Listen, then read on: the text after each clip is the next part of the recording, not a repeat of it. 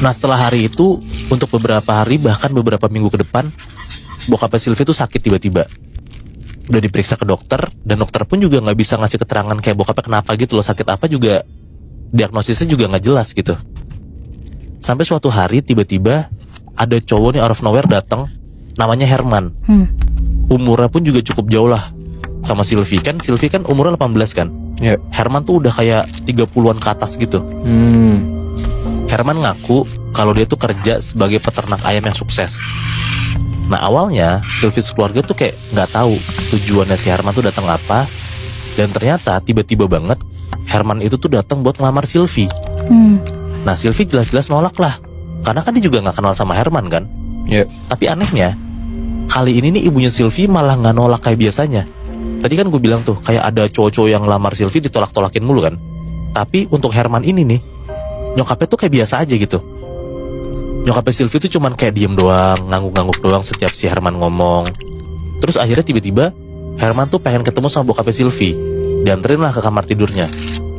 Si Herman masuk kamar tidurnya, dia duduk di pinggir kasur, terus dia bilang kayak gini ke bokapnya Sylvie ya, umur bapak udah gak lama lagi, kasian kalau gak ada sosok laki yang jaga keluarga ini.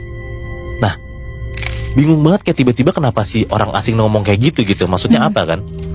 Tapi ternyata bener Bihnat, gak gitu lama bokapnya Sylvie tuh beneran meninggal. Nah anehnya gak sakit, gak kenapa-napa. Meninggalnya tuh juga tiba-tiba kayak ada beberapa luka bakar di badannya. Terus lidahnya tuh kayak ngejulur panjang banget. Pokoknya kayak gak normal gitu lah meninggalnya si bokapnya Sylvie ini. Nah Sylvie tuh yakin kayaknya kejadian bokap yang meninggal ini nih ada hubungannya sama sosok Api Banaspati malam itu. Belum ada 40 hari dari bokapnya Sylvie meninggal, Herman tuh jadi makin rutin tuh datang ke rumah Sylvie. Gak ngapa-ngapain, kayak cuman jalan sekeliling rumahnya Sylvie, ngegali tanah kecil-kecil gitu. Bahkan ngobrol sama nyokap dan Sylvie-nya pun jarang. Nah pas lagi sering banget tuh si Herman datang ke rumah Sylvie buat ngiterin rumahnya doang. Nah tiba-tiba nyokapnya Sylvie tuh ngajak ngobrol Herman lah. Terus nyokapnya bilang kayak gini ke Herman, ibu takut gak akan ada yang ngurusin Sylvie. Akhirnya tiba-tiba nyokapnya Sylvie tuh nyuruh Herman buat nikahin Sylvie aja.